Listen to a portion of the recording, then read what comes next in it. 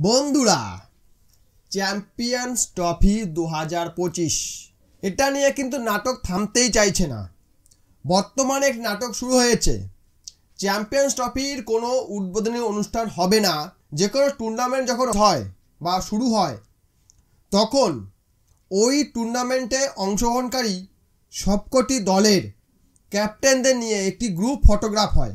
ট্রফিকে সামনে রেখে প্রতিটা ক্যাপ্টেন একটি ফটো তোলে এবং এই ট্রফিটাকে নেওয়ার জন্য প্রত্যেকের মনে যে কতটা আগ্রহ সেটাই ফটোতে আমরা বুঝতে পারি যে কে কতটা তৈরি হয়েই খেলাটা খেলতে এসেছে বা এই টুর্নামেন্টে অংশগ্রহণ করতে এসেছে।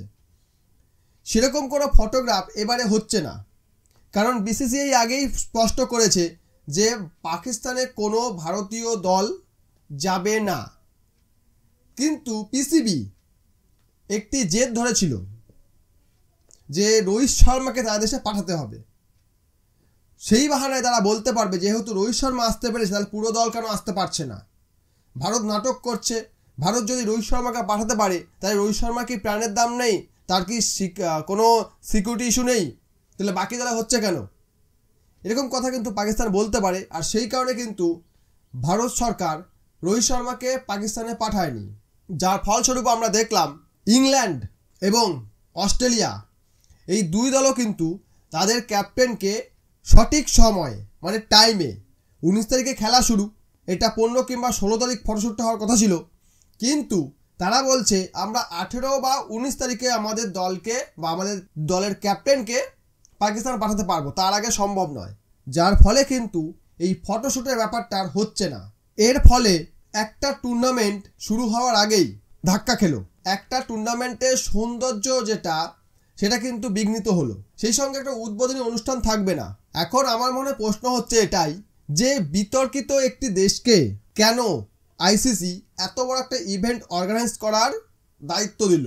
আইসিসির কোন কর্মকর্তা মাথা থেকে বেরিয়েছিল যে পাকিস্তানকে চ্যাম্পিয়ন্স ট্রফি আয়োজন করতে দেওয়ার দায়িত্ব দেওয়া হোক?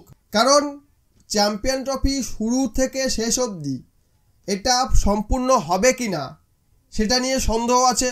2 নম্বর, চ্যাম্পিয়ন্স ট্রফি যেই সকল স্টেডিয়ামে হওয়ার কথা সেই সকল স্টেডিয়ামগুলো এখনও তৈরি হয়নি এবং বহু পাকিস্তানি ইউটিউবার এবং বাংলাদেশি ইউটিউবার নিউজ চ্যানেল এরা ফলাও করে প্রচার করছে যে পাকিস্তানের সমস্ত স্টেডিয়াম নাকি তৈরি হয়ে গেছে।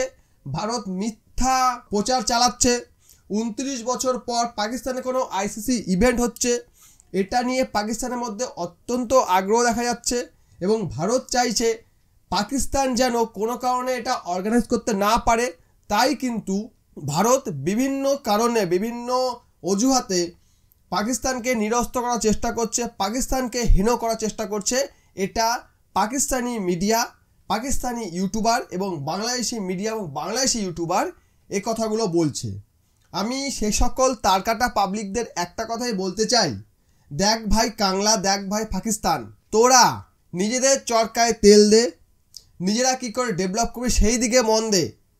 তোদের দেশে যে সকল মানুষ বিদেশে মাঠে গিয়ে কুকর্ম করে, যে সকল মানুষ দেশের মাটিতেই কুকর্ম করে, সেই সকল মানুষকে শুধরা অথবা রিপ্লেস কর। আর যদি রিপ্লেস করতে বসিস তাহলে পুরো দেশটাই রিপ্লেস হয়ে যাবে। তার থেকে শুদ্ধ নেওয়ার চেষ্টা কর, তাহলে দেখবি কেউ তোদের পিছনে কাঠি করতে যাবে না।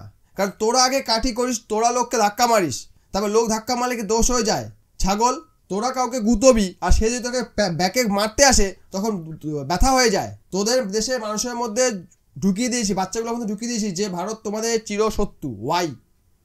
এখন প্রশ্ন হচ্ছে ওয়াই, কেন এরকম ধরনের চিন্তাভাবনা? কেন? যদি তোদের এই ধরনের চিন্তাভাবনা থাকে আমরা তো চিরশত্রু, তাই চিরশত্রু তোদের সঙ্গে শত্রুতাই তো করবে। আর ভারত সেটাই করেছে। ভারত চাইলে এই উদ্বোধন অনুষ্ঠান কেন চ্যাম্পিয়ন্স ট্রফিটা পুরোপুরি পাকিস্তান হতে পারতো, অবশ্যই পারতো, কিন্তু ভারত চাইবে কেন? তোমরা একদিকে বর্ডারের মধ্যে আমাদের জওয়ানদের দিকে হামলা করবে আর এদিকে আমরা তোমার সঙ্গে বন্ধুত্বপূর্ণ সম্পর্ক করব, এদিকে আমরা তোমার দেশে আমাদের দল পাঠিয়ে ক্রিকেট খেলাবো, এটা মামাবাড়ির আবদার। আর এদিকে বাংলাদেশ পাকিস্তানের সবচেয়ে কাছের মানুষ বর্তমানে, তাদের জন্য বাংলাদেশের দরদ তো একবার উতলে উতলে উঠছে। সেই বাংলাদেশ বর্তমানে পাকিস্তানের গলা ফাটাচ্ছে যে আমাদের বড় ভাইকে হেন করছে কে? আমাদের চিরশত্রু ভারত। তাই বাংলাদেশকেও বলছি, এই যে ঘটনা বর্তমানে পাকিস্তানের সঙ্গে ঘটছে এবং পাকিস্তানের জিডিপি তলানিতে যাচ্ছে, বলতে পারি নেগেটিভে যাচ্ছে, এরকম তোদের অবস্থাও খুব শীঘ্রই হচ্ছে।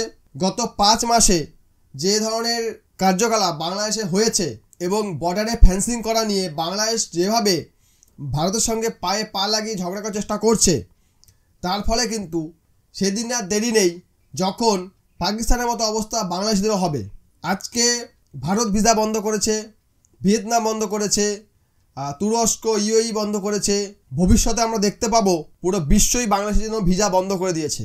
তখন রেমিটেন্সটা কোত্থেকে আসবে? কারণ পাকিস্তান এবং বাংলাদেশের সবচেয়ে বড় ভরসা হচ্ছে রেমিটেন্স। এদের দেশে সরকারের খরচ চলে রেমিটেন্স দিয়ে, আর এই রেমিটেন্সের টাকায় দেশের ডেভেলপমেন্ট না করে এরা কিন্তু অস্ত্র কেনে। অস্ত্রগুলো এরা কোথায় ফাটায় জানেন? কাদের ওপর প্রয়োগ করে জানেন? দেশের পাবলিকের ওপর। কারণ পাকিস্তান আমরা দেখতে পাচ্ছি যে ওখানকার দেশের মধ্যে বিদ্রোহ হচ্ছে এবং সেইখানেই পাকিস্তান সেনাবাহিনী গিয়ে ওই সকল অস্ত্রশস্ত্র প্রয়োগ করছে। আর আমরা 5 মাস আগে দেখেছি বাংলাদেশে কী ধরনের ঘটনা ঘটেছে এবং ওই ধরনের ঘটনা কিন্তু আবারও পুনরাবৃত্তি হতে চলেছে। কালকে একটা নিউজ দেখলাম যে বাংলাদেশে যে নুনুবেল রয়েছে তার বাড়ির সামনে নাকি ওখানকার একদল বিক্ষোভ করছে যে তাকে সে বাড়ি থেকে টেনে বার করে এনে রাস্তার ওপর পেটাবে, এই ধরনের চিন্তাভাবনা করছে। এবং ওখানকার নুনুবেলের সমর্থকরা তাদেরকে আটকেছে এবং দুজনের মধ্যে মারামারি গুতাগুতির ফলে বহু লোক আহত হয়েছে, নিহত হতে পারে সেই ধরনের খবর নেই, বাট আহতর খবরটা পেয়েছি। তো এইরকম পরিস্থিতি যে ছোটো আকার তৈরি হয়েছে, এটা কিন্তু বৃহৎ আকার তৈরি হতে চলেছে খুব শীঘ্রই। তো যাই হোক, নুনুবেলের কাজ করছে, কারণ সে সেরকম ধরনের লোক। চ্যাম্পিয়ন্স ট্রফি নিয়ে যেটা বলছিলাম, আমি আমার টপিক থেকে সরে গিয়ে নুনুবেলে চলে গিয়েছিলাম, মাফ করবেন। পাকিস্তানের স্টেডিয়াম তৈরি হয়নি, ডেডলাইন পেরিয়ে গেলেও স্টেডিয়ামগুলো রেডি করতে পারেনি পাকিস্তান পিসিবি, যার ফলে কিন্তু চ্যাম্পিয়ন্স ট্রফি নিয়ে অনিশ্চয় তৈরি হয়েছে। চ্যাম্পিয়ন্স ট্রফি আদৌ কি পাকিস্তানে হবে? আবার কোনো ইউটিউবার দেখলাম ভিডিও বানাচ্ছে চ্যাম্পিয়ন্স ট্রফির জন্য টিকিট বিক্রি শুরু করে দিয়েছে আইসিসি। ওটা ভারত পাকিস্তান ম্যাচের জন্য নয় তো? ওটা ভালো করে দেখে নে আগে, তারপরে ভিডিও বানা। আমি এ সকল পাবলিকদের ভিডিও খুব কমই দেখি, হেডলাইনগুলো সামনে চলে আসে তাই বললাম। এরা গলা ফাটানো পাবলিক, এরা সবসময় গলা ফাটিয়ে নিজে পেট চালায়। আর এদের ভিডিওগুলো সবচেয়ে বেশি দেখে কারা জানেন? ভারতীয়রা। পাকিস্তানের ভিডিও ভারতীয়রা বেশি দেখে, তাই সেটা খেতে পায়। কারণ পাকিস্তানের কোনো ব্যবসাই নেই, অ্যাড আসবে কেন? ব্যবসাই তো হচ্ছে না, তো ব্যবসাও নেই, যখন নেই অ্যাডভার্টাইজও নেই, টাকাও নেই। পাকিস্তানি ভিডিওগুলো ভারতীয়রা যেটুকু দেখে, তার উপর যে অ্যাড আসে সেইটাকে এরা বেঁচে আছে, তার উপর বড় কথা বলে। এই হচ্ছে পাকিস্তান। আর বাংলাদেশও ঠিক সেম কাজ করে, বাংলাদেশেও একই কাজ করে, যার ফলে কিন্তু বাংলাদেশের অবস্থাও পাকিস্তানের মতো হতে চলেছে। আজকে পাকিস্তানের সমস্যা হচ্ছে একটা আইসিসি ইভেন্ট অর্গানাইজ করতে। ফিউচারে বাংলাদেশেও কোনো আইসিসি ইভেন্ট হবে না, এটা জোর গলায় বলতে পারি। কারণ যত বেশি বাংলাদেশ ভারতের সঙ্গে সম্পর্ক খারাপ করবে, ততই কিন্তু তারা ক্রিকেট থেকে এবং অর্থনৈতিকভাবে পিছিয়ে পড়বে। ক্রিকেটের ব্র্যান্ড অ্যাম্বাসেডর হচ্ছে ভারত, সেটা মনে রাখতে হবে। আর এটা যদি ভুলে যায় বাংলাদেশ এবং পাকিস্তান, তাহলে কিন্তু ক্রিকেটটাই ধ্বংস হয়ে যাবে এই দুই দেশ থেকে। তো যাই হোক, চ্যাম্পিয়ন্স ট্রফি আর বেশি দেরি নেই, 19 তারিখ শুরু হওয়ার কথা। দেখা যাক সুস্থভাবে শুরু হয় কিনা, সুস্থভাবে শুরু হলেও সেটা সুস্থভাবে শেষ হয় কিনা। মোট 15টা ম্যাচ হবে, 15টা ম্যাচের মধ্যে ভারতের রয়েছে 3টে গ্রুপ স্টেজে এবং সেমিফাইনাল ফাইনাল হলে হবে 5টা মোট।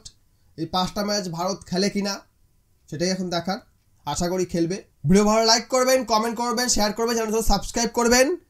আমার ভিডিওতে একটু বেশি বেশি শেয়ার করুন যাতে ভিডিওটির ভিউজ বেশি আসে। ভিডিও দেখার জন্য অসংখ্য ধন্যবাদ।